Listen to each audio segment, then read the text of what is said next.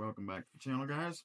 We are going to be checking out the Craig Foreman today. We've had this for a while, actually. Someone got it. Yeah, Facebook Marketplace find. How long ago was that? That has been, I'm wanting to say 3, maybe 4 years ago now. You don't have to get it off Facebook Marketplace. No duh. Craig Foreman. That currently is retailing for $349. Yep. We didn't get this from Lowe's or anything, but Lowe's does actually sell it. We're able to create affiliate links to their website, so there'll be a link to it at Lowe's.com in the description or the pinned comment. So we've done some shorts with this, and they've all done really well. We figured we might as well do a full video on it. And since I was a goof and forgot to put the hanger board in here because I forgot they're wanting to mount these cabinets to the wall. They're wanting to anchor it to the wall. I forgot I needed to put 1x4s across the back underneath that shelf to do that. So we're going to go here to our handy miter saw from Lowe's, the Metabo, but we're going to square up this end here. Measure twice, cut once. That's what they say, right? That is correct. So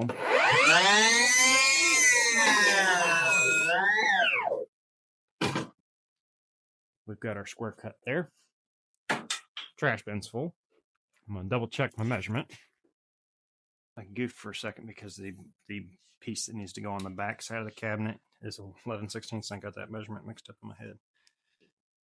It's 9/16. Go ahead and put our line there. So we've got that lined up now. All right, so next we're going to take it over to our Craig Foreman, and this machine is highly adjustable. I actually need to adjust it back down to be able to use this for this job because I had it backed out for something thicker. So you can adjust for different thicknesses of material, like so. You can also adjust with these two tabs back here, your fence, for a deeper cut in a thicker piece of material. It does give you that option. All right, so it's snug, maybe a little snugger than we would typically want, but I think we're okay there. One other thing about that, you've got your adjustment here in the back for your drill bit as it comes up. You can adjust the depth of the drill bit as well as the depth of the fence. So I've got it set for 3/4 inch material because that's what I typically use it on, but you can use it for thicker. I think up to 1.5 inches is what it'll accept. On the back side of this, there is a dust port, which I highly recommend hooking up a shop vac to, because if you do just a couple cuts without the shop vac turned on, you'll get chips build up in here, and it starts to get stiff pulling the board in and out because it just clogs up around that hole where the drill bit comes up. And on the fence, you'll also see you've got a scale that you can use for repeatable pocket holes. So I'm going to do 1 inch in on either side and then flip around to the other end.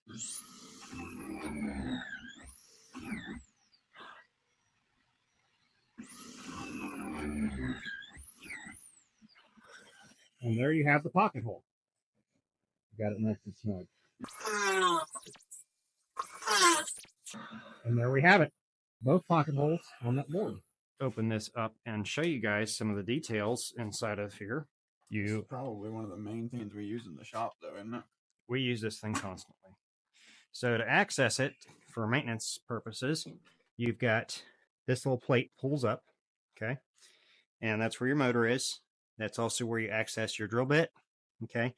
And there's the feed system here for your bit coming out of there. And I don't want to pull it too far because I don't want to screw anything up. And I actually just realized that's why it's been sticking. The hose that feeds that dust port is not connected. So I'm going to go ahead and pull this out of here a second. I don't know when I did that, but at some point I got that hose disconnected. So we're going to pull this around so you guys can actually look at this. I think we interrupted a spider's home. So I need to tighten this clamp back down because somewhere along the lines I got it all jacked up. Anyway, it uses the same Craig drill bit as you use for the hand system. It just pops out of here like you do on an impact gun. It's got the collar. Make sure this thing doesn't fall over. It pops out of there just like so. You know, I would have to take the fence off to actually get it out because it's jammed up in there. Anyway, it just has the standard screwdriver base. It locks back in like so. And then show you how simple these are to use. I actually need to bust my chair back out. And yes, I am being a pain for Josh because he's trying to get the camera up there, and this cabinet's tall. So we loosen those up just so this will feed in a little bit easier. It is a very snug fit. And now it's just a matter of working it in one side at a time. Next, we're going to get our bar clamp and put our bar clamp on it so that we can keep tension. So before we actually tighten that all the way down, I'm also going to grab 2 little hand clamps because I want to keep this nice and snug against the top piece. Now, I have switched from the Craig screws. These are I couldn't find them online. Reliable is the brand. I'm sure you could find them online. I just didn't do enough digging because I could get these from work. So I got these at Kime Lumber. The reason I switched is I have driven these into white oak and hickory, which are 2 of the hardest woods that I use, and they have had no issues. The Craig screws, even though I was using the fine thread, which you're supposed to use for hardwoods, even pre-drilling, I had a few of them snap on me, which is never fun. So